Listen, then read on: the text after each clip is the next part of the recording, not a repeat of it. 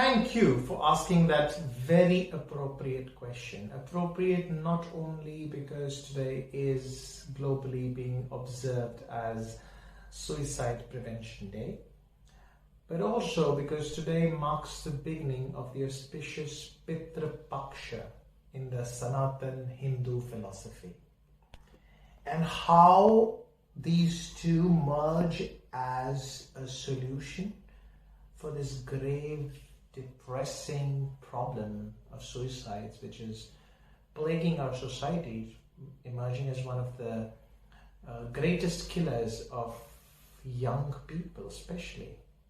And it breaks my heart when I see these youth who should be engaging in adventures, in enterprising livelihoods, who are supremely talented, end their lives just because life throws at them stuff that they do not like. Now, if we delve into the tenets of Hindu philosophy, we find the answer. The answer is right there in Bhagavad Gita, when Lord Krishna exhorts in that very shloka that is famous and very close to our heart, asatyam apratishtanam te jagdahur nishwaram apparaspar samrutam. Look at these words: unmindful material consumption. And why? Because you consider yourself blinded by the illusion of Maya as separate, as an individual existence, which is completely separate from this vast network of interconnectedness. Now therein lies the rub. Once you do that, first of all, you will assume either a state where you think that everything is there for your gratification, and you'll commodify everything. And eventually, it'll lead to wholeness. It'll lead to, as a manifestation in the external, suppression and oppression. Why? Because you will commodify everything, everyone, every relation, every bond around you. And like the question you asked, suicidal thoughts. Let's not just take suicide or suicidal tendencies as thoughts or emotions or stuff like that, but let's go subtler and call them vibrations.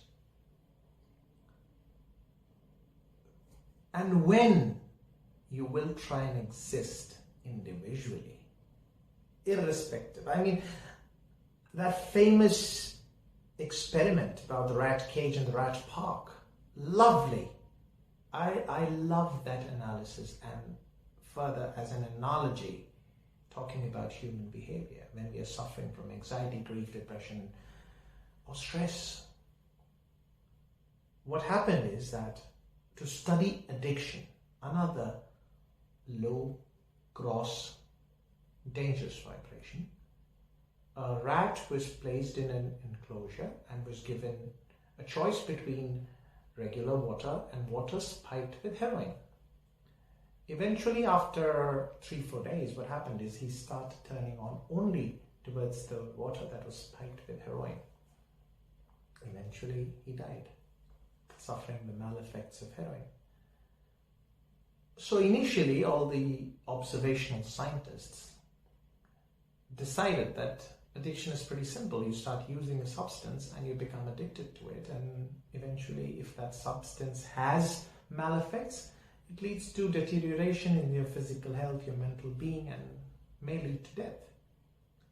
But that experiment was flawed when that experiment was conducted again. This time the rat was placed in a larger enclosure, which was termed as a rat park, where they had all the fun stuff that a rat would do.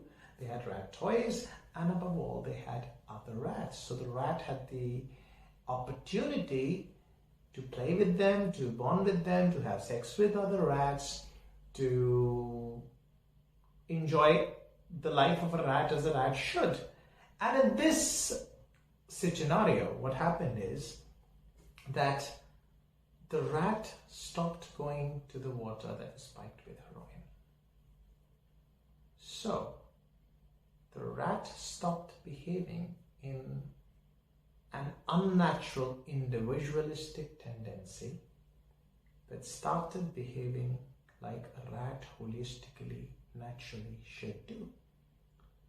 And thus we understood addiction in a better way.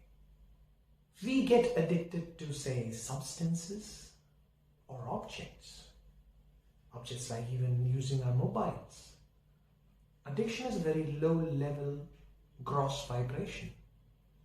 When we get disconnected from this entire being of our existence, when we just start thinking that everything should exist for our personal gratification, we start getting disconnected. And that is why the only way of holistically rising, transcending above this individualism, that's the only way of rising above these vibrations. And how to do that? Well, the Sanatan Indian Hindu culture. It's pretty simple. Take yoga, for example. Yoga was never yoga. What have we converted it into? We've converted it into some kind of theatrical gymnastics that really try to show how rope-like our body is. That's not what yoga is. Yoga is yoga. Yoga means union. Union of your body with your mind, your body-mind with the soul, your body-mind-soul with the entire web of consciousness of the Supreme. Once you travel your way, transcending it in this direction, all the grosser vibrations, they will come in your life. Be sure of this fact. In life on this bhuloka will always be full of pain, suffering, happiness, pleasure, extreme agony, depression, stress, everything, all kinds of feelings. But they will come in your life and they will not use your operating system. What have we done here? We've converted our operating system, our mind, into an operating system that was initially made to make us survive any condition. We've used that operating system against us. We've allowed this operating system to be the master of us, not vice versa. And that's when this becomes the master. It turns itself into an Ultron. It turns itself into an AI that starts destroying us. We become addicted to it. We become approval junkies and give it more power. So we need to come back to those philosophical tenets of union with everything around us, everyone around us, every being around us. And once we start vibrating at that level, resonating with this philosophy, these vibrations of anxiety, stress, and acute trauma would not affect us. And that is where this festival, which begins today, I call it a festival. Why? It began after, you need to understand that Pitra Loka is not, it's not only about a loka that is said to exist between the Bhulok, which is earth, and heaven, or the Svarga Loka, the highest form of subtle vibrations. The Bhulok also here means the body. The Svarga Lok denotes the consciousness. So between the conscious and the body there is this loka of subconsciousness, which is also known as a Pitra loka. During these 16 days, practicing Sanatan Dharma activists would show gratitude towards our ancestors. Look at this philosophy. What are we trying to do? We're trying to show gratitude for people who don't exist, and maybe we don't even know about them. Why? Because we might know or not know. Our subconscious has been shaped by them. Our bodies, my height, for example, people might admire, and I might feel good about it. My hair, my sense of intelligence, my sense of astuteness, my adeptness, my perspicaciousness, everything comes from the genetic material, from the length of the telomere in the chromosomes, which is decided by my genetic material. So this festival, I will be full of gratitude towards those ancestors and the genetic material that is in my body, in my being because of them. Not only the genetic material, we always believe in another, or the vibrations of those beings, because that is what has brought me into existence. So what will I do? I can't thank them. I will address the Pitra Loka above and the subconscious by showing gratitude to 3 layers of existence. What I will do is I will take out 3 parts of food, of nourishment from my home. 1 part will go to an animal that I benefit directly from, or the cow. The cow benefits me directly.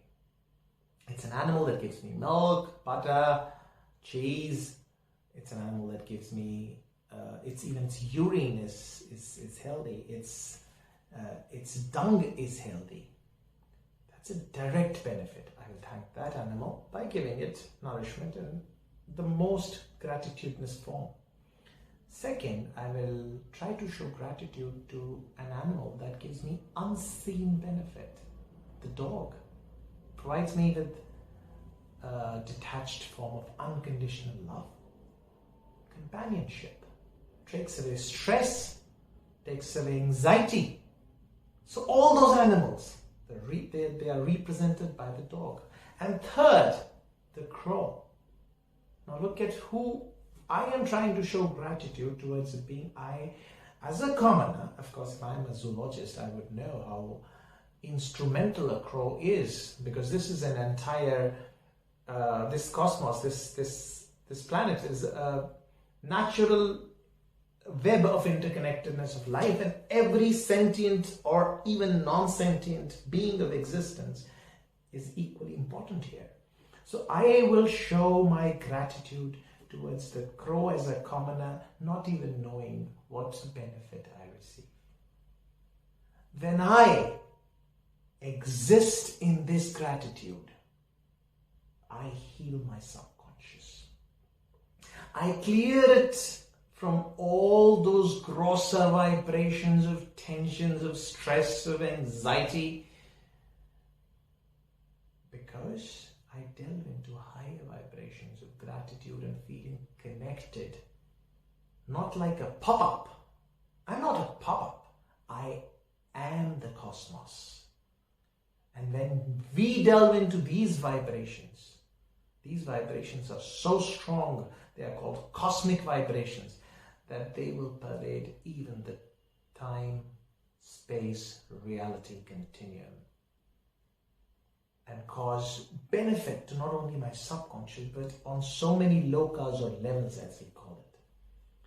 So after the Ganesha Chaturthi, Ganesha means the Ish of the Ganas. Now the Ganas are the 5 karmendriyas, the 5 gyanendriyas of my body.